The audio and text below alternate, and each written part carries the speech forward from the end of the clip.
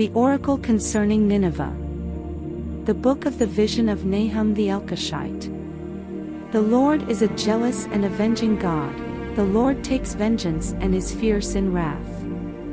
The Lord takes vengeance against his foes. He is furious with his enemies.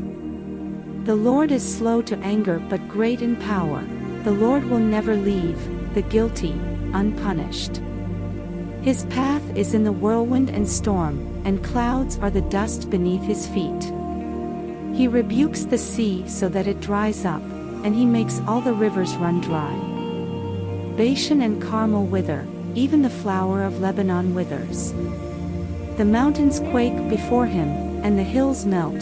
The earth trembles at his presence, the world and all who live in it. Who can withstand his indignation? Who can endure his burning anger? His wrath is poured out like fire, even rocks are shattered before him. The Lord is good, a stronghold in a day of distress. He cares for those who take refuge in him. But he will completely destroy Nineveh with an overwhelming flood, and he will chase his enemies into darkness. Whatever you plot against the Lord, he will bring it to complete destruction. Oppression will not rise up a second time. For they will be consumed like entangled thorns, like a drunkard's drink, and like straw that is fully dry.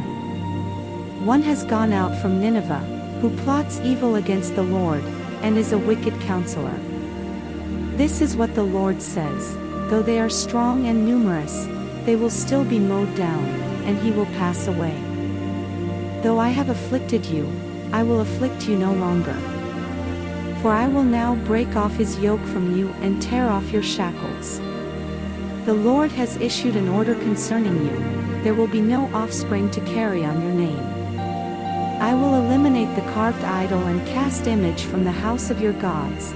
I will prepare your grave, for you are contemptible. Look to the mountains, the feet of one bringing good news and proclaiming peace. Celebrate your festivals, Judah, fulfill your vows. For the wicked one will never again march through you, he will be entirely wiped out. One who scatters is coming up against you. Man the fortifications. Watch the road. Brace yourself. Summon all your strength. For the Lord will restore the majesty of Jacob, yes, the majesty of Israel, though ravagers have ravaged them and ruined their vine branches. The shields of his warriors are dyed red, the valiant men are dressed in scarlet. The fittings of the chariot flash like fire on the day of its battle preparations, and the spears are brandished. The chariots dash madly through the streets, they rush around in the plazas. They look like torches, they dart back and forth like lightning.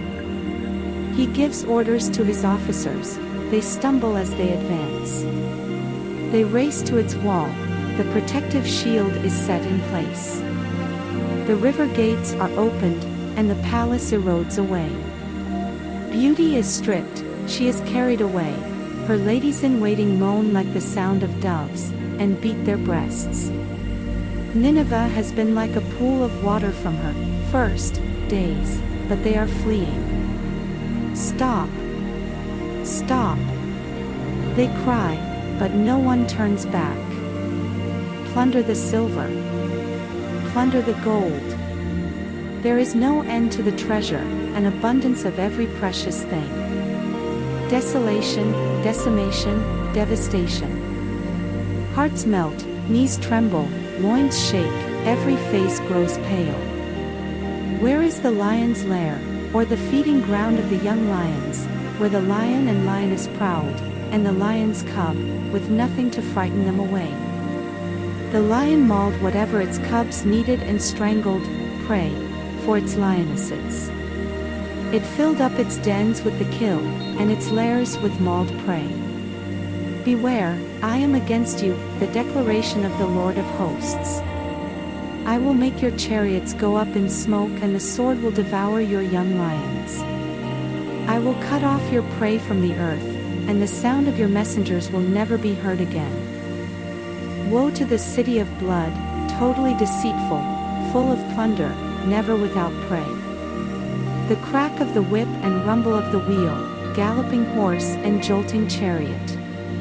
Charging horsemen, flashing sword, shining spear, heaps of slain, mounds of corpses, dead bodies without end, they stumble over their dead. Because of the continual prostitution of the prostitute, the attractive mistress of sorcery, who betrays nations by her prostitution and clans by her witchcraft.